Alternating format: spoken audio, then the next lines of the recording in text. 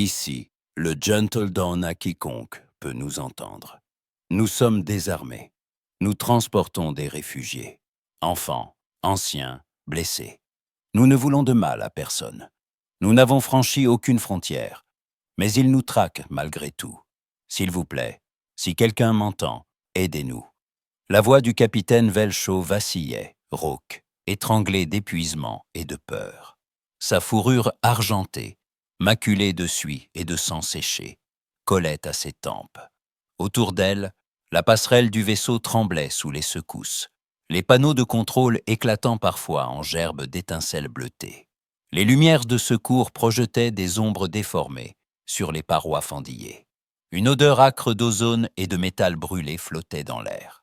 Velcho appuya son front contre le commutateur, ferma brièvement les yeux. Elle savait que ces mots, chargés de tout ce qu'il lui restait d'espoir, se dispersaient dans l'immensité froide du vide. « Commandant, canal de secours saturé », murmura le jeune opérateur Zell, les mains tremblantes sur la console. Personne ne répond.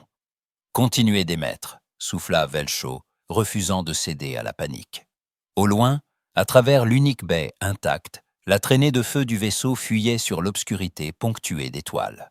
Chaque soubresaut du moteur arrachait des gémissements à la coque déjà meurtrie par les impacts de plasma. Dans la coursive centrale, les enfants se serraient les uns contre les autres, pelotonnés sur des couvertures de fortune. Leurs yeux, immenses, reflétaient la lueur des alarmes rouges. Un garçon à la fourrure dorée sanglotait en silence. Sa sœur, plus âgée, lui couvrait les oreilles pour lui épargner les grondements sources des tirs ennemis. Dans un recoin, une vieille Carrie au pelage grisonnant entonnait à voix basse un chant ancien. D'autres, rassemblés autour d'elle, reprenaient le refrain, leurs voix se mêlant pour conjurer la peur. Les notes tremblaient, mais ne cédaient pas. « Tiens bon, mon petit », murmurait-elle en caressant la tête d'un enfant blotti contre elle. « Nous sommes ensemble. » Dans la salle d'ingénierie, la chaleur était suffocante. Yarrow, le chef mécanicien, pressait un morceau de tissu contre une blessure à son flanc, tout en criant des ordres. « Ilienne, Colmate se conduit. S'il lâche, on perdra l'atmosphère dans toute la section 3. » Ilienne, les pattes couvertes de cambouis, s'exécuta, tandis que l'alarme retentissait de nouveau, stridente et désespérée. « On ne tiendra pas longtemps, capitaine », gronda Yarrow dans l'intercom, sa voix déformée par l'interférence. « Faites tout ce que vous pouvez. On ne les laissera pas prendre ce vaisseau, » répondit Velcho d'un ton ferme, bien qu'elle sentît sa résolution se fissurer. Soudain, une nouvelle secousse ébranla le Gentle Dawn. Un tir de plasma déchira un panneau arrière, projetant une pluie d'étincelles et de débris dans le couloir. Velcho se précipita hors de la passerelle, traversant les corridors envahis de fumée. Des enfants hurlèrent. Un ancien s'effondra sous le souffle. « À couvert !» cria-t-elle. Elle se pencha, hissa l'enfant dans ses bras, l'éloigna de la brèche. « Capitaine !» hurla Zell dans le communicateur. « Ils rechargent leurs armes !»« Préparez les écrans restants !» ordonna-t-elle, sa voix vibrante d'une colère glacée. Dans la chambre médicale, les blessés gisaient sur des civières improvisées, certains murmurant des prières, d'autres fixant le plafond, les yeux vides. La médecin, une humaine au visage marqué par les cernes, s'acharnait à stopper une hémorragie, les mains tachées de sang. « On manque de tout », souffla-t-elle à son assistant. « Continue », répondit-il d'un ton grave. « S'il passe la coque, plus rien ne comptera. » Sur 1000 mondes, sur 1000 stations, le message désespéré du Gentle Dawn ricochait, se heurtant à la froideur bureaucratique, à la peur ou à l'indifférence. Ici, un officier éteignait le canal, les lèvres serrées. Là, un civil écoutait, hésitait, puis détournait le regard. Aucun secours ne vint. Sur la passerelle, Velcho serra le poing sur le panneau. Elle croisa le regard d'une fillette en larmes, sa fourrure trempée de sueur. Elle s'agenouilla, lui caressa doucement la tête, sa voix se fit caresse. « Tiens bon, Encore un peu, juste un peu plus longtemps. Au dehors, dans le vide glacial, la traque continuait. Mais dans le ventre du vaisseau, la fragile flamme de l'espoir refusait de s'éteindre. Quelque part, loin, une oreille attentive venait de capter le message. Dans la tour étincelante du Conseil galactique, les représentants prenaient place dans l'hémicycle à plusieurs niveaux. Le murmure feutré de conversations tendues flottait dans l'air, s'éteignant aussitôt qu'apparut sur le mur principal l'image holographique du Gentle Dawn. La projection, vaste et lumineuse, dominait la salle. On y distinguait la passerelle du vaisseau, ses lumières mourantes, la silhouette fatiguée du capitaine Velchaud, la voix implorante, fragmentée de parasites. Les délégués se turent, observant le message de détresse en direct. On entendait la peur, la supplication, et derrière, les bruits sourds des explosions lointaines, les pleurs étouffés d'enfants, le bourdonnement d'alarmes. La caméra, instable, captait un instant un vieil homme carré chantant, les paupières closes, entouré d'enfants recroquevillés. Ambassadeur Texalon du collectif 20, silhouette haute et mince, sa peau d'onyx parcourue de motifs argentés, croisa ses 4 avant-bras sur la table de conférence. Sa voix, nette, s'éleva dans le silence. La situation des Caries est tragique, certes, mais une intervention directe violerait le protocole 17. Il marqua une pause, son regard glacial glissant sur les visages tendus autour de lui. Nous ne pouvons risquer un conflit ouvert avec les meutes crowites pour un unique vaisseau de réfugiés. Quelques représentants acquiescèrent, certains d'un hochement grave, d'autres d'un battement de cils nerveux. À droite de Texalon, la déléguée Salelon, enveloppée dans ses longues tuniques irisées, leva une main fluette.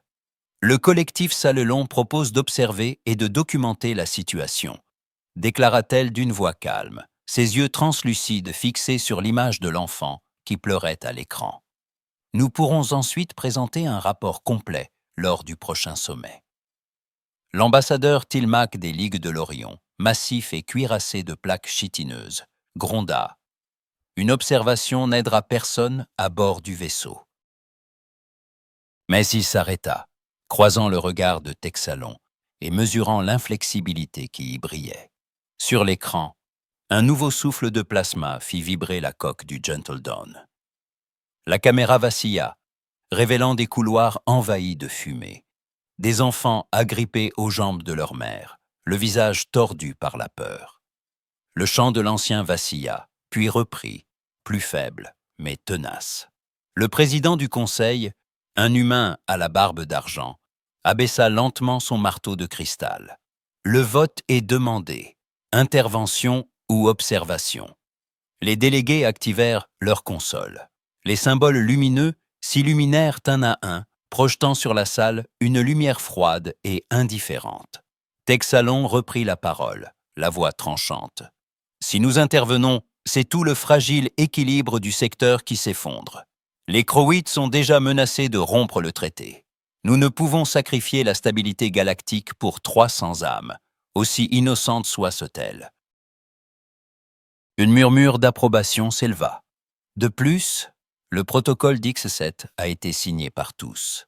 Aucune entité membre n'est autorisée à interférer dans un incident classé sous juridiction Crowite. La voix de la déléguée Salelon, douce mais ferme, s'insinua. Nous pouvons envoyer une équipe d'observation, avec drones et capteurs longue portée. Nous témoignerons, et notre témoignage survivra, quoi qu'il advienne. Le président hocha la tête. Que le vote soit consigné. Un à un, les délégués donnèrent leur décision. Les résultats apparurent, clairs, sans ambiguïté. Unanimité, annonça le président. Observation et documentation, aucune intervention. Sur l'écran, la caméra du Gentle Dawn glissa sur un enfant carré, les joues baignées de larmes, blotti contre le mur d'un couloir. Dans l'ombre, l'ancien continuait de chanter, sa voix brisée, résonnant comme une prière perdue. La coque du vaisseau trembla de nouveau, arrachant des cris étouffés. Un silence gêné s'abattit sur la salle. Texalon détourna les yeux, jouant distraitement avec le médaillon de son uniforme. Les émotions ne doivent pas gouverner la politique, murmura-t-il, plus pour lui-même que pour les autres. La déléguée Salelon, le visage pâle, fixait l'écran sans un mot, ses doigts crispés sur la table. Tilmac détourna la tête, ses plaques chitineuses s'entrechoquant doucement.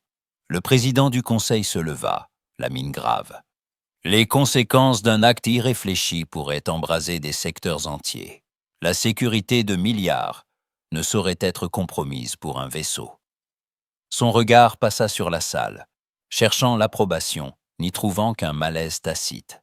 Un assistant entra, déposant devant chaque délégué un rapport numérique. Les Crowitz nient toute responsabilité, mais maintiennent leur blocus. Ils réaffirment que toute intrusion dans leur espace sera considérée comme un acte de guerre. Texalon inclina la tête, satisfait. Nous avons pris la seule décision raisonnable. La déléguée Salelon, elle, ne semblait pas convaincue. La raison et la justice ne s'alignent pas toujours, ambassadeur. Il répondit d'un regard glacial. Ce n'est pas à nous de jouer les sauveurs. Sur l'écran, la projection du Gentle Dawn s'attarda sur une mère qui berçait un nourrisson, murmurant des mots d'apaisement, tandis que le vaisseau tanguait sous un nouveau choc. Les membres du conseil évitèrent soigneusement de croiser le regard de la souffrance projetée devant eux. Au fond de la salle, un jeune assistant humain laissa échapper un souffle étranglé. Il murmura, à peine audible, 300 vies. Un conseiller plus âgé posa une main lourde sur son épaule. Ce n'est qu'un chiffre dans la balance des puissants. Le conseil leva la séance, les représentants se dispersant à travers les couloirs lustrés, emportant avec eux le poids d'une décision dont ils ne voulaient pas porter la mémoire. La salle retomba dans le silence, seulement troublée par les échos des voix du Gentle Dawn, prisonnière d'un flux de données que plus personne ne voulait entendre. Mais au cœur de cette indifférence, un regard se détourna de l'écran, les yeux brillants d'une détermination muette. Derrière l'apparence neutre, une pensée venait de naître, fragile et secrète, prête à défier la logique implacable des protocoles. Dans l'espace entre deux battements du Conseil, l'histoire hésita, et quelque chose imperceptible commença à bouger. À bord du Bloodfang, vaisseau de guerre Crowit, la passerelle baignait dans une lumière écarlate, le rouge palpitant des alarmes de combat, enveloppant chaque surface d'un éclat sinistre.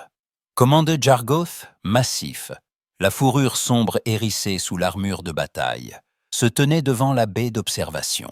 Ses crocs luisants découpaient un sourire cruel, alors qu'il fixait la forme blessée du Gentle Dawn, minuscule et vacillante au centre des holo-écrans. Derrière lui, la meute grondait d'impatience. Les officiers Crowit, tout crocs dehors, échangeaient des regards affamés. Leur voix gutturale se mêlant en une cacophonie de grognements. Jargoth leva une griffe effilée vers l'image du vaisseau Kari. « Ils fuient, comme toute proie fuit », gronda-t-il, sa voix roulant comme un orage dans la salle. Un ricanement parcourut la meute. Qu'ils continuent à émettre leurs cris de peur. Que la galaxie entière entende leurs supplications. Cela rend la chasse plus douce. Il s'approcha du poste de tir, ses griffes traçant lentement la courbe du panneau de commande. Il savourait la tension dans l'air, la certitude de la victoire. Un officier à la fourrure roussie se pencha sur ses écrans, les yeux jaunes brillants d'excitation. « Commandant, leurs moteurs faiblissent, les signatures thermiques baissent encore. Ils seront morts dans l'espace d'ici 1 heure, tout au plus. » Jargoth se pencha, Crocs découvert dans un sourire large. « Parfait. » Qu'on les encercle. Pas un seul trou de souris. Ils doivent sentir la fin approcher, lentement. Qu'ils goûtent à la peur avant la morsure. La meute hurla d'un seul souffle. Un cri de chasse qui résonna dans la passerelle. Les opérateurs tactiques activèrent les commandes, et sur les écrans apparurent les silhouettes massives des 11 autres vaisseaux Crowit glissant en formation serrée autour du Gentle Dawn. Le Bloodfang menait la meute, chaque vaisseau projetant son ombre sur la coque meurtrie du transporteur Kari. Lentement, le piège se refermait, un cercle de métal et de fureur. Jargoth s'adressa à ses officiers sans détour. « Pas de précipitation. Nous ne sommes pas des pirates, mais des prédateurs. Nous savourons chaque instant. Un jeune sous-officier, la gueule tordue d'excitation, aboya. « Ils tentent encore d'émettre, commandant. Leur capitaine envoie des appels sur toutes les fréquences. Laisse-les supplier. » Plus ils crient, plus leur désespoir nourrit notre victoire. Sur un autre écran, le Gentle Dawn trembla sous un impact lointain. La caméra intérieure montra un instant les visages terrorisés, la panique qui montait. La meute Crowith observa, silencieuse, fascinée. Jargot ricana, son souffle rauque embuant la vitre du poste de commandement. Les Caris sont des proies parfaites. Leur courage n'est qu'un masque sur la peur. Ils finiront par se briser. Le chef d'artillerie, une femelle à la crinière blanche, s'avança. « Commandant, les batteries sont prêtes. Si nous tirons maintenant, il n'y aura pas de survivants. » Jargot fit claquer ses griffes sur le panneau. « Non, nous n'avons pas besoin de hâte. Chaque minute où ils voient la mort approcher est une victoire en soi. Nous sommes la meute. Nous faisons durer la chasse. » Le Bloodfang tourna lentement autour du vaisseau Cari, ses projecteurs inondant la coque du Gentle Dawn de lumière rouge. Les autres vaisseaux Crowith suivaient de la manœuvre, dessinant un filet inextricable dans l'espace. Qu'ils sentent notre présence, qu'ils sachent que chaque fuite est vaine. Dans la salle, la tension montait. Certains jeunes guerriers griffaient le sol, impatients d'en finir, mais personne n'osait défier l'autorité de Jargot. Le tacticien principal rompit le silence. « Nous avons intercepté leur transmission, commandant. Ils appellent à l'aide, mais personne ne répond. » Un sourire sardonique étira les babines de Jargoth. Voilà ce qu'est l'isolement. Voilà ce que c'est d'être une proie abandonnée. Il s'approcha du trône de commandement, s'y installa d'un geste théâtral. « Envoyez un message. Diffusez leur détresse sur tous les canaux ouverts, que chaque monde entende la peur Cari. » L'officier exécuta l'ordre. Bientôt, le cri du Gentle Dawn désespéré résonna à travers l'espace, capté et rediffusé par la flotte Crowith. Un silence religieux suivit la diffusion. Jargot, le regard rivé à la projection du vaisseau agonisant, murmura « La galaxie doit se souvenir que personne ne défie les meutes, pas même les faibles. » La meute acquiesça, certains murmurant des prières de victoire, d'autres se préparant déjà à la curer. Autour du Gentle Dawn, le cercle des chasseurs se resserrait, lentement, inexorablement. Les vaisseaux Crowith, au nombre de 12, bloquaient tout échappatoire, savourant à l'avance la certitude du sang. Jargoth, dominant la scène, laissa tomber une dernière phrase, voix grave et pleine de promesses. Ils n'ont nulle part où aller, nulle part où fuir. Que la peur les consume, avant que nos crocs ne les atteignent. La lumière écarlate vibra un instant, jetant sur la meute des ombres de prédateurs avides. Mais dans ce balai de chasseurs et de proies, un détail infime échappa à l'œil de Jargot. Un signal presque imperceptible qui glissa hors du piège pour se perdre dans l'infini. Sur la passerelle du Rétribution, vaisseau amiral de la flotte expéditionnaire terrienne, un silence de plomb régnait. Les écrans tactiques pulsaient d'une lumière bleue, les opérateurs figés, suspendus à la voix déformée par la distance qui s'échappait des haut-parleurs. C'était un appel, pas un cri de guerre, mais une supplique qui transperçait l'acier des coques et la routine des uniformes. Nous sommes désarmés. Nous transportons des réfugiés, enfants, anciens, blessés.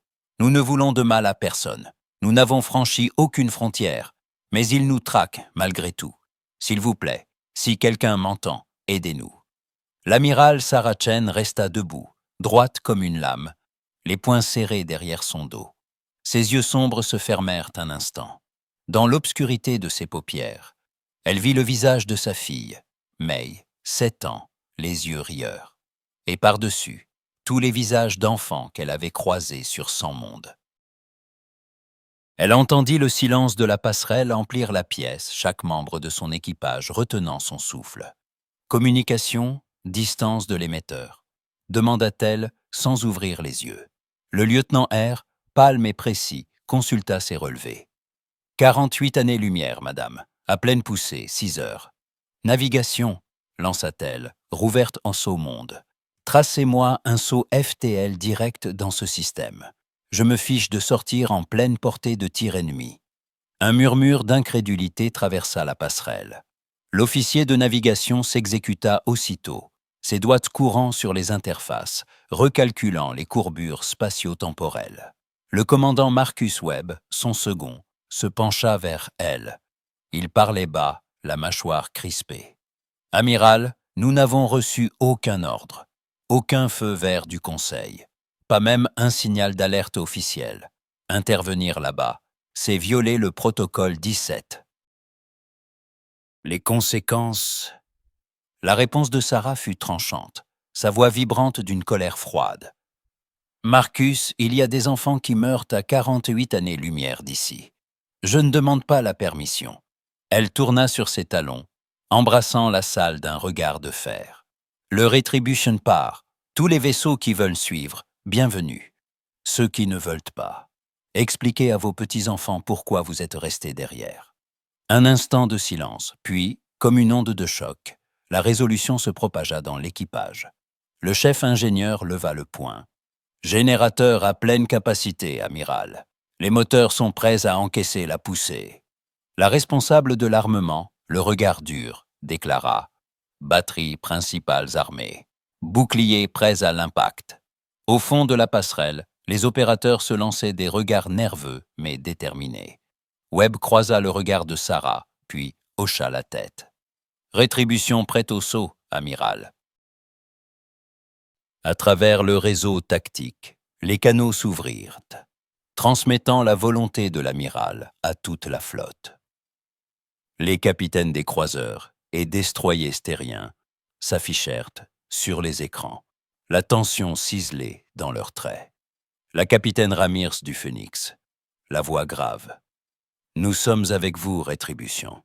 Nos moteurs chauffent déjà. » Le commandant Okoye du Hammerfall, les mâchoires serrées. « L'ennemi attendra, mais pas ces gens. Comptez sur nous. » D'autres voix suivirent, une à une, jusqu'à ce que 12 vaisseaux déclarent leur intention de suivre l'amiral, dans l'inconnu, sans autorisation, sans filet diplomatique.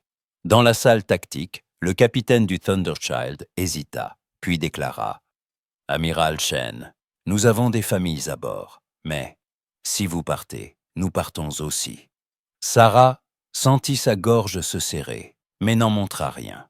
Sur la passerelle, les préparatifs s'enchaînaient à un rythme effréné. Les alarmes résonnèrent, les lumières d'alerte baignant la salle de reflets rouges et or.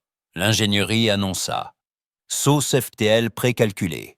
Les réacteurs surchargés pourront tenir la cadence, mais il faudra surveiller les surchauffes. » Webb s'approcha à nouveau, plus bas cette fois. « Si nous sautons à cette distance, en pleine bulle Crowit. » Sarah le coupa, le regard brûlant. « Je préfère que la galaxie se souvienne que nous avons essayé, pas que nous avons détourné les yeux. » Dans le vacarme des préparatifs, la voix de Velcho enregistrée repassa une dernière fois dans les haut-parleurs. Les pleurs d'un enfant, le chant d'un ancien Kari, la peur, nue, sans filtre. Sarah ferma les yeux. À tous les équipages, ici l'amiral Shen. Quand quelqu'un crie à l'aide et que nous l'entendons, son cauchemar se termine. Et pour ses ennemis, leur cauchemar ne fait que commencer. La passerelle exulta, un cri de guerre mêlé d'espoir. Les moteurs du Rétribution rugirent, vibrant jusqu'au cœur du métal. Sur les écrans, les 11 autres vaisseaux terriens activèrent leur signature de saut, auréolée de lumière bleue. Le chef ingénieur hurla dans l'intercom. « Saut synchronisé dans 10, 9, 8. » Webb posa une main sur la console, lançant un dernier regard à Sarah. « Prête, amiral. » « Toujours. 5, 4, 3. » Sarah se permit un souffle. Elle pensa à May, à tous les enfants du Gentle Dawn, à la promesse silencieuse qu'elle venait de sceller. 2, 1. La lumière se courba, l'espace s'ouvrit, et la flotte terrienne s'élança vers l'inconnu, vers le danger, porté par un choix qui refusait l'indifférence. Dans le sillage du Retribution, les étoiles semblaient retenir leur souffle. guettant l'instant où l'impossible deviendrait réalité. La flotte Crowith achevait son cercle mortel autour du Gentle Dawn. Dans la pénombre du vaisseau battu, la voix de Velcho flottait, fragile et rassurante, alors qu'elle berçait contre elle un enfant secoué de sanglots. Les alarmes pulsaient au rythme des battements de cœur. Les lumières vacillaient comme des lucioles épuisées. Velcho chantonnait, sa voix rauque effaçant pour un instant le bruit sourd du métal meurtri. À l'avant, le jeune officier au capteur, pelage trempé de sueur, murmura, la gorge serrée. « Capitaine, ils arment leur batterie. C'est la fin. » Velcho serra le petit corps contre elle, ferma les yeux. Elle inspira lentement, le parfum âcre de fumée et de peur emplissant ses poumons. « Chut, mon trésor, » souffla-t-elle. « Je suis là. » Au même instant, sur la passerelle du Bloodfang, la tension atteignait son paroxysme. Jargoth, dressé de toute sa taille, sa fourrure sombre irisée de rouge sous les lumières de combat, leva la griffe vers le panneau de tir. Sa meute hurlait derrière lui, crocs luisants, griffes cognant le sol. « Préparez-vous » rugit-il, le temps de la victoire déjà dans la gorge. Les armes vrombirent, les voyants virèrent au cramoisi. Un souffle bestial, l'anticipation d'un massacre, emplit l'air. Mais alors, l'impossible déchira la réalité. Une déchirure de lumière, un hurlement de loi physique torturée. 12 vaisseaux de guerre humains surgirent du vide, arrachés à la vitesse supraluminique, émergeant au cœur même de la formation Crowith. Un choc d'énergie balaya l'espace, projetant 2 croiseurs Crowith dans une vrille incontrôlable, leur coque heurtant violemment le champ gravitationnel du système. Sur le Gentle Dawn, les capteurs hurlèrent. Les écrans vibrèrent d'une lumière aveuglante. Le jeune officier cria, incrédule. « Saut, FTL à portée zéro. Ce sont des vaisseaux terriens. » Velcho rouvrit les yeux, le souffle suspendu. Elle sentit l'enfant se raidir contre elle, l'espoir traversant la peur. Sur la passerelle du Bloodfang, la confusion éclata. Des alarmes inconnues s'ajoutèrent à la symphonie de guerre. Jargoth rugit, frappant la console d'une griffe rageuse. « Qu'est-ce que... Qui ose ?» Les officiers Crowith se bousculaient, tentant de recalculer les trajectoires, de réarmer les batteries pointées sur le Gentle Dawn, désormais menacées par les nouveaux arrivants. Dans l'espace, la flotte terrienne s'aligna, l'acier noir et or du Rétribution en tête. Les boucliers pulsèrent, les canons s'armèrent, chaque vaisseau projetant sa silhouette massive entre les Crowith et leur proie. L'affrontement semblait suspendu, chaque camp retenant sa fureur.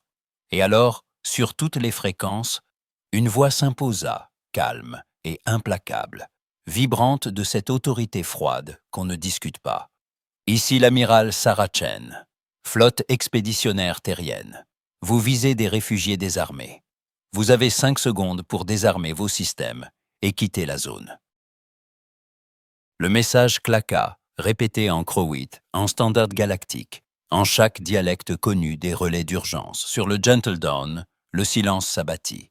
Le jeune officier murmura, la voix brisée d'émotion. Ils sont venus pour nous. Velcho sentit une larme couler sur sa joue, mais garda la tête haute. « Tenez bon » souffla-t-elle à l'enfant. « Tenez bon. » Sur la passerelle du Bloodfang, la meute hésita. Leurs hurlements moururent, remplacés par un grondement de doute. Jargoth, face à l'écran, vit les 12 silhouettes de guerre braquer leurs canons sur lui. Il sentit, pour la première fois, la morsure de l'incertitude. Dans l'espace, chaque seconde devint une éternité. Les terriens tenaient de la ligne, les Crowiths, pris de court, recalculaient leurs options. Entre proie et prédateur, la balance venait de basculer. 5 secondes, pensa Sarachen, pouvaient tout changer. Et, dans ce souffle suspendu, le destin de tous demeura en équilibre, prêt à verser du côté de la lumière ou de l'ombre. Jargoth, le commandant du Bloodfang, rugit de fureur. sa gueule béante dévoilant des crocs dégoulinants de salive. La lumière rouge des alarmes dansait sur sa fourrure hirsute, alors qu'il frappait la console de ses griffes. Comment ose-t-il? Cette proie était à nous, beugla-t-il, sa voix résonnant dans la passerelle. Son regard fou furieux balaya la meute, les yeux jaunes brûlants d'un feu animal. Feu sur les vaisseaux humains, qu'on leur apprenne leur place. La salle explosa en cris. Les artilleurs Crowitt se ruèrent sur les commandes. Les projecteurs du Bloodfang pivotèrent d'un seul mouvement, braquant la gueule béante du canon à plasma droit sur le Retribution. Mais dans le camp humain, l'attente n'existait plus. Sarah Chen, debout au centre de la passerelle du Retribution, n'attendit pas le feu ennemi. Feu à volonté! Montrez-leur ce que les enfants de monde de la mort font aux brutes. Sa voix claqua, cinglante, galvanisant chaque membre de la flotte terrienne. Les batteries du Retribution grondèrent. Les railguns superposés, massifs, crachèrent une pluie de projectiles de tungstène. Les obus filèrent à travers le vide, déchirant l'espace dans un cri de métal, frappant de plein fouet les boucliers du Bloodfang. Les champs d'énergie Crowitt, conçus pour dévier les rayons, scintillèrent, puis se fissurèrent dans une gerbe de lumière blanche. À l'intérieur du Bloodfang, les alarmes hurlèrent, les panneaux de contrôle explosant sous le choc. « Boucliers en échec! Boucliers en échec !» cria un officier Crowitt, la voix déformée par la panique. Jargot grogna, incrédule, alors que les impacts secouaient tout le vaisseau. « Impossible! Comment ?» Un artilleur, les oreilles couchées, hurla. « Ils n'utilisent pas d'armes énergétiques. Ils nous lancent du métal. » Les Crowitt, habitués aux duels de laser et de plasma, n'avaient jamais affronté de telles tactiques. Les obus humains, simples et brutaux, perçaient les défenses énergétiques, pulvérisant blindages et systèmes d'armes. La flotte terrienne entra dans la mêlée comme un banc de requins. Le destroyer défiant plongea à travers la formation Crowitt, fonçant entre deux croiseurs ennemis. Sur la passerelle du défiant, le capitaine Torres lança « Maintenez le cap, missile prêt !» Les opérateurs verrouillèrent les signatures thermiques adverses. Feu! Une salve de missiles fusa, éventrant les deux croiseurs Crowitt, qui hésitèrent, craignant de se toucher eux-mêmes. L'un explosa, l'autre dériva, éventré, des flammes s'échappant de ses moteurs. Sur le Retribution, Webb rapporta « Les Crowitt essaient de se regrouper. 3 vaisseaux pivotent sur notre flanc tribord. » Sarah Chen répondit, implacable. « Qu'ils viennent, tirer sur tout ce qui approche du Gentle Dawn. » Le Thunderchild, croiseur terrien aux lignes effilées, fit pleuvoir des salves de canons magnétiques sur les frégates Crowitt. Les projectiles traversèrent les coques ennemies, provoquant des gerbes d'étincelles et des ruptures de structure. Le capitaine Ramirez, voix froide dans le canal tactique. Priorité à la protection des réfugiés. Aucune pitié pour les chasseurs. Sur le pont du Bloodfang, Jargos hurlait des ordres, la rage dévorant sa raison. Repositionnez le Bloodfang, visez leurs moteurs. Mais le chaos régnait. Les vaisseaux terriens brisaient les lignes, surgissaient en là où on ne les attendait pas. Un officier Crowitt, les yeux écarquillés, cria « Ils ne respectent aucun schéma de combat. Ils foncent droit sur nous. » Le défiant surgit de nouveau, plongeant au cœur de la mêlée. 2 croiseurs Crowitt tentèrent de l'encercler. Torres, impavide, ordonna « Droit devant, préparez les tubes latéraux. » Le défiant glissa entre les 2 adversaires, les forçant à retenir leur feu, sous peine de s'auto-détruire. « Lâchez tout !» Les missiles frappèrent de plein fouet. Les 2 croiseurs explosèrent, éventrés, dans un balai de débris et de flammes. La frégate indomitable, plus légère, se lança à la poursuite d'un destroyer Crowitt en fuite. « Il accélère, capitaine !» signala l'officier radar. La capitaine Dawes serra les dents. « On ne le laissera pas menacer les réfugiés. Pleine puissance sur les propulseurs. » L'indomitable percuta le destroyer ennemi dans une gerbe d'étincelles, le déstabilisant, puis fit feu à bout portant, déchiquetant la coque adverse. Partout, la flotte humaine montrait une férocité calculée, une audace insensée. Les Crowites, prédateurs suprêmes dans la plupart des guerres galactiques, se retrouvaient soudain à la place de la proie. Les croiseurs terriens brisaient les formations, coupaient les communications, frappaient là où les défenses étaient les plus faibles. Les Crowites, désorientés, tiraient au hasard, se gênant eux-mêmes, incapables de suivre la logique d'un ennemi qui ne craignait ni la collision, ni le corps à corps. Jargot, les crocs découverts, balaya la salle du regard. Ne reculez pas. Nous sommes la meute, repoussez-les. Mais chaque tentative de riposte se brisait contre la brutalité terrienne. Les armes humaines, archaïques pour certains, s'avéraient mortelles dans ce balai d'acier et de sang. Sur le Retribution, Saracen observait les rapports affluer. Un croiseur Crowit neutralisé, 2 destroyers hors d'état. Les autres battent en retraite ou tentent de se regrouper, amiral. Elle répondit d'une voix glacée. Poursuivez. Aucun tir sur les vaisseaux en fuite s'ils quittent la zone. Priorité absolue au Gentle Dawn. Dans le chaos, les enfants carrés, à bord du Gentle Dawn, sentaient la tempête s'éloigner. Les bruits d'explosion diminuaient. Les vibrations dans la coque s'apaisaient. Velcho, toujours blotti contre l'enfant, entendit la voix du jeune officier. Les terriens, ils gagnent, ils nous protègent. Dans l'espace, le Bloodfang, autrefois prédateur, vacillait, ses boucliers éventrés, sa coque lacérée par les impacts. Jargot, fou de rage, donna un dernier ordre.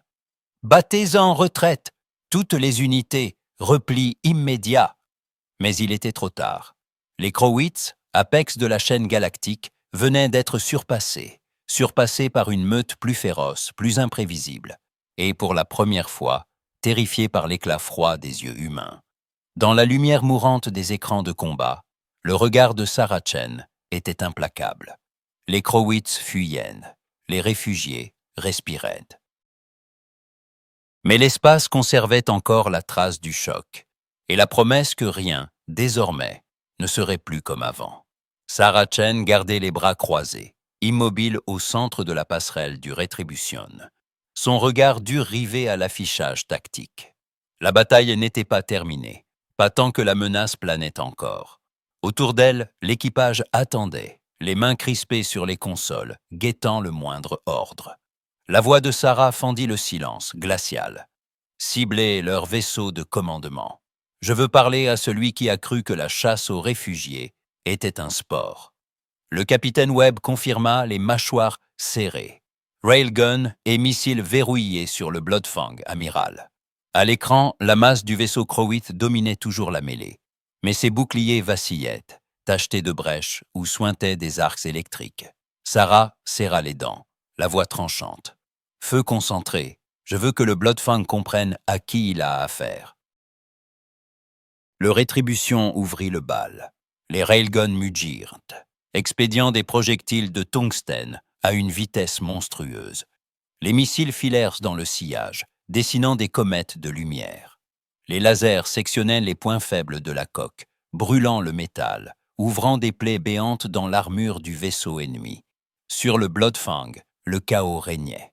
Jargot, agrippé à son trône, sentait chaque impact secouer la superstructure. Les écrans explosaient, les étincelles jaillissaient, les alarmes hurlaient sans répit.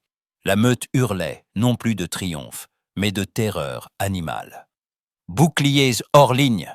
beugla un technicien, les yeux révulsés. « Blindage extérieur rompu. Section bâbord condamnée !» La panique déferlait sur la passerelle.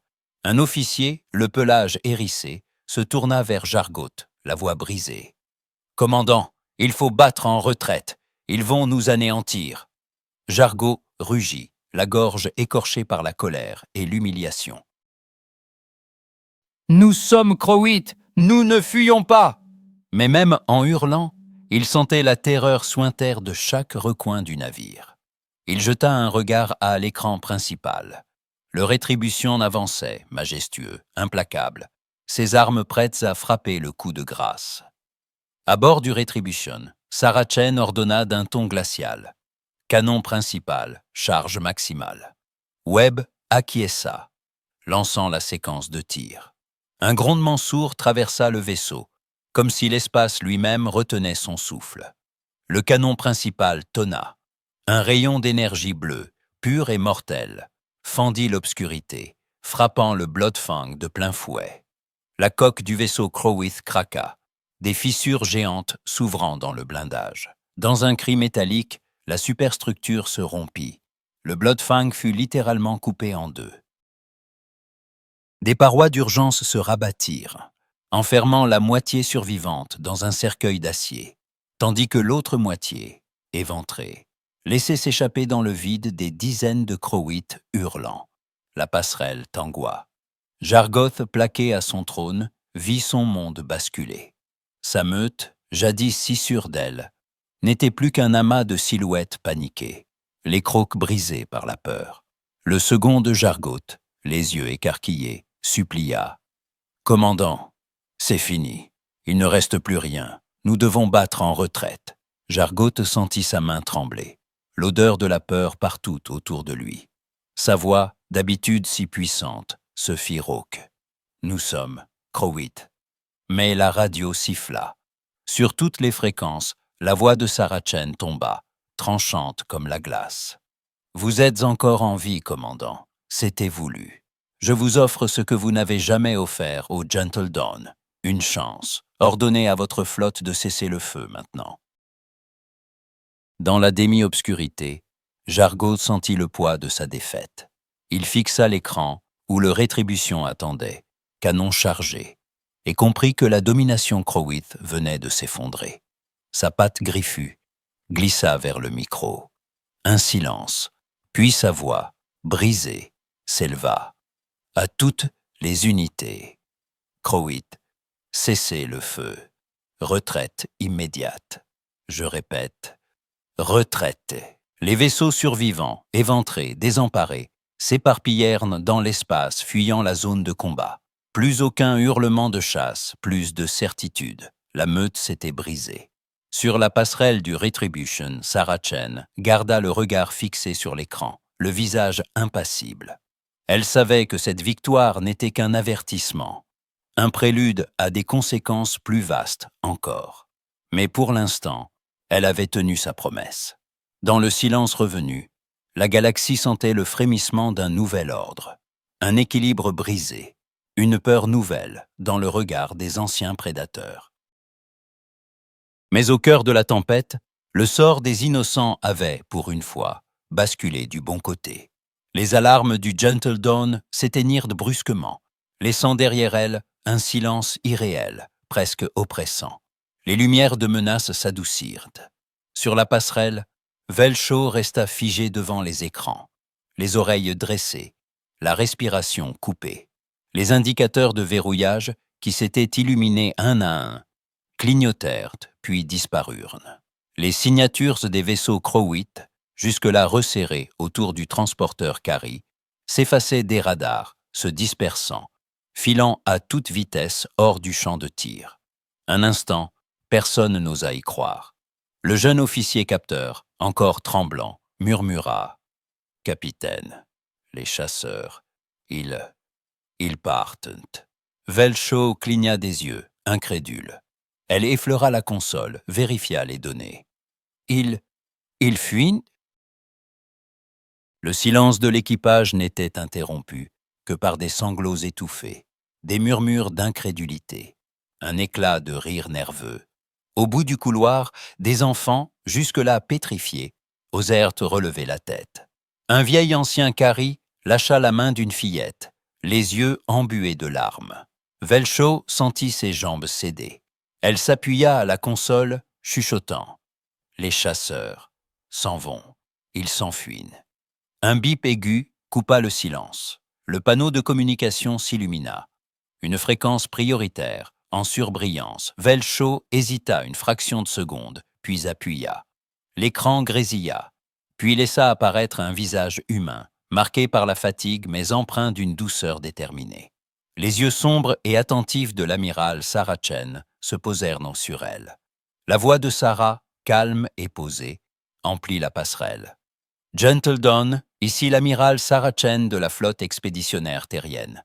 Vous êtes en sécurité à présent.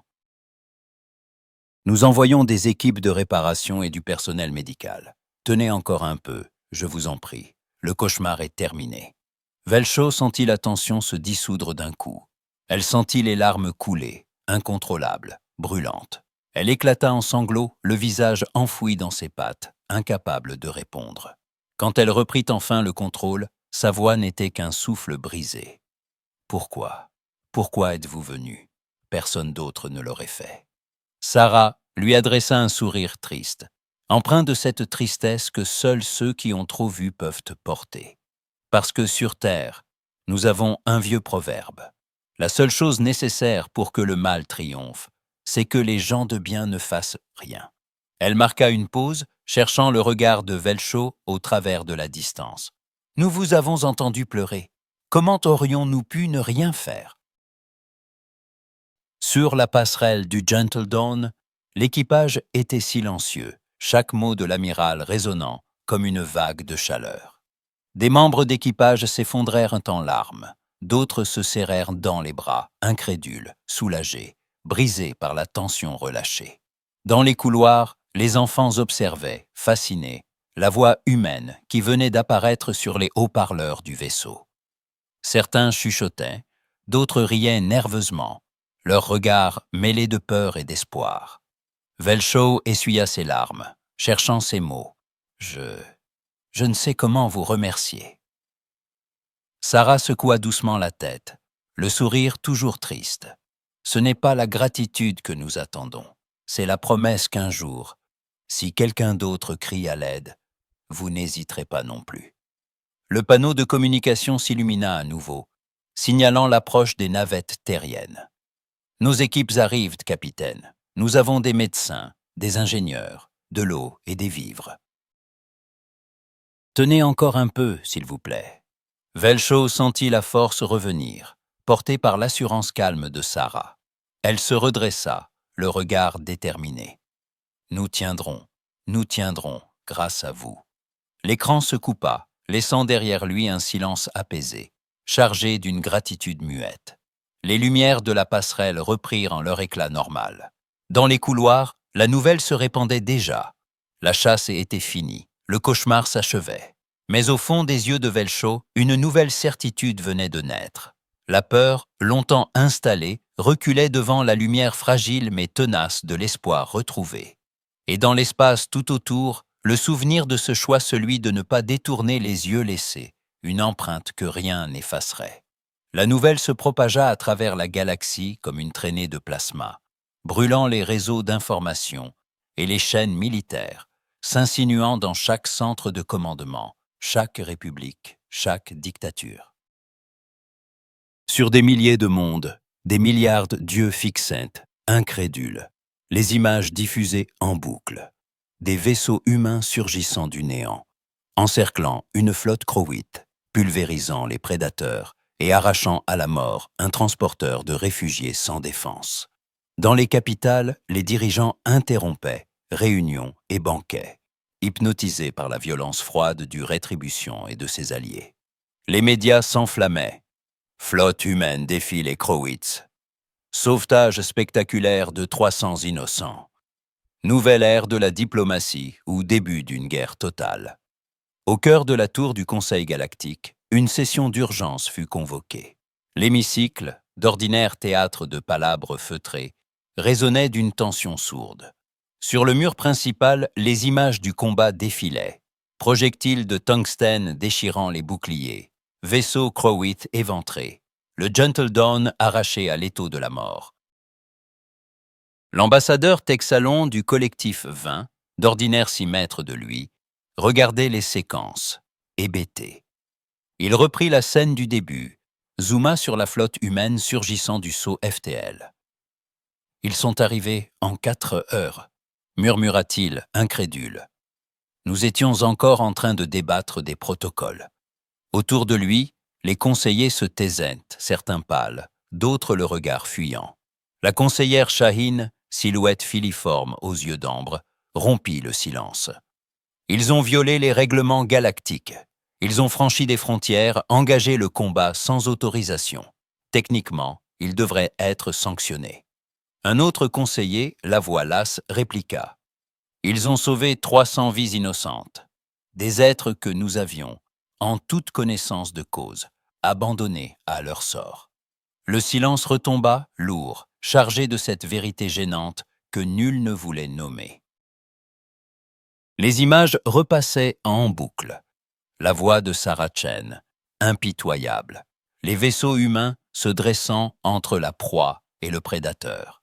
Il n'y avait ni triomphe ni jubilation, seulement la résolution froide de ceux qui refusent de détourner le regard. Texalon brisa le silence, la voix sourde. Ils n'ont pas combattu pour la puissance ou la gloire, pas pour l'honneur ni la peur. Ils se sont battus pour des étrangers. Personne ne répondit. Ce constat, plus que toutes les armes, ébranlait les fondations du Conseil. Sur les monts de Crowith, la défaite du Bloodfang se murmurait dans les tanières, résonnait dans les repères de la meute. La rumeur courait, portée par ceux qui avaient fui le champ de bataille. Les humains, ils se battent comme des proies qui refusent que leur rôle. Un chasseur, la voix basse, racontait à ses pairs. Ils ne cherchent ni la joie, ni la vengeance. Ils ne traquent pas pour dominer. Ils frappent sans pitié, mais seulement pour défendre. Dans les arènes, les anciens évoquaient le nom de Jargoth, jadis synonyme de terreur. Maintenant, il était celui qui avait fui devant des êtres qu'on pensait faibles, mais qui avait chassé la meute elle-même. Un proverbe naquit, d'abord murmuré, puis répété de meute en meute, de monde en monde. Ne chassez jamais ce que protègent les humains. Dans les salles du pouvoir, la peur de l'imprévisible se répandit, plus insidieuse que n'importe quelle menace de guerre. Les stratèges analysaient, recalculaient, mais aucun algorithme ne comprenait ce qui poussait une espèce à risquer tout pour des inconnus. La conseillère Shaheen, à mi-voix, conclut. Ce n'est pas la force de leurs armes qui change tout, mais la force de leur choix. Ainsi, la galaxie retenait son souffle, consciente qu'une frontière invisible venait d'être franchie. Car désormais, un prédateur savait qu'il pouvait devenir la proie, et l'injustice savait qu'il pouvait être défi, même par un inconnu. À bord du Gentle Dawn, l'atmosphère vibrait d'une activité fébrile, mais cette fois, le chaos n'était plus synonyme de peur. Dans les coursives, médecins humains et Carrie travaillaient côte à côte, s'échangeant matériel et gestes rassurants. Les enfants, emmitouflés dans des couvertures de secours, observaient avec des yeux écarquillés les uniformes terriens, la rigueur calme de leur efficacité, la douceur de leurs paroles. Des ingénieurs humains, le visage maculé de cambouis, stabilisaient la structure du vaisseau, ressoudant des plaques, recalibrant des conduits, murmurant à demi-mot entre eux et à leurs collègues Carrie. Les lumières, longtemps vacillantes, retrouvaient peu à peu leur éclat. Une odeur nouvelle flottait dans l'air, celle du café terrien, du pain chaud, du baume médical, et d'un espoir si longtemps absent qu'il semblait irréel. Dans une alcôve du vaisseau, la capitaine Velshaw trouva l'amiral Sarah Chen, agenouillé auprès d'un petit Carrie, une tablette lumineuse entre les mains. Sur l'écran défilaient des images de la Terre. Forêts impénétrables, océans courroucés, montagnes enneigées, tempêtes de sable et cieux violets. L'enfant, fasciné, laissa échapper un rire clair. « Ton monde a l'air effrayant. » Sarah sourit, le regard pétillant de tendresse et de fierté. « Il l'est, » admit-elle, « mais c'est lui qui nous a appris à être forts, pas pour nous, mais pour les autres. » Velshaw sentit ses larmes monter. Elle s'agenouilla à côté de Sarah, saisit ses mains calleuses entre les siennes, la voix tremblante. « Vous avez tout risqué pour des inconnus, pour nous. » Sarah serra doucement ses doigts. « La chose la plus cruelle, c'est quand les gens de bien choisissent de ne rien faire. Nous refusons d'être de ceux-là. Quand nous vous avons entendu pleurer, chacun d'entre nous s'est souvenu de ce que cela signifie d'être humain. Et cela veut dire qu'on aide, quoi qu'il en coûte. » Les jours qui suivirent furent une suite d'actes de soins et de gestes tendres. 3 jours plus tard, le Gentle Dawn rafistolé, avança péniblement vers un port neutre, escorté par la flotte terrienne. Les réfugiés, épuisés mais vivants, contemplaient enfin la perspective d'un refuge. Les caméras galactiques, braquées sur le convoi, diffusaient l'image des enfants riant, des anciens chantant, des humains et des caries s'embrassant, s'entraidant, partageant repas et histoires. Sur le quai d'accueil, Velcho, debout devant la foule des journalistes et des officiels, prit la parole, la voix vibrante de reconnaissance. Nous avons crié à l'aide, et une seule espèce a répondu, les humains. Ce sont les enfants de monde de la mort, qui apportent la mort au mal et la vie à l'innocence. La galaxie pourra peut-être les craindre, mais nous les aimerons pour toujours. Ces mots circulèrent comme une onde à travers les systèmes, portés par les images d'enfants caries, serrant dans leurs bras des soldats terriens, de médecins riant ensemble, de familles réunies sous la bannière de l'espoir. Dans les semaines qui suivirent, quelque chose changea dans l'ombre des routes stellaires. Les pirates hésitaient à s'en prendre aux faibles. Les prédateurs, jadis sûrs de leur impunité, devenaient soudain prudents. Une promesse muette flottait dans l'espace. Pleurez à l'aide, et nous viendrons. Pas pour la politique ni pour la gloire, mais parce qu'ignorer l'appel ferait de nous autre chose que des humains. Quand le Rétribution largua les amarres, prête à s'élancer vers d'autres cieux, Sarah Chen resta un instant sur la passerelle, contemplant l'infini. Elle savait qu'un jour, peut-être bientôt, un autre cri traverserait le vide. Et ce jour-là, l'humanité répondrait et mettrait fin, encore une fois, au cauchemar.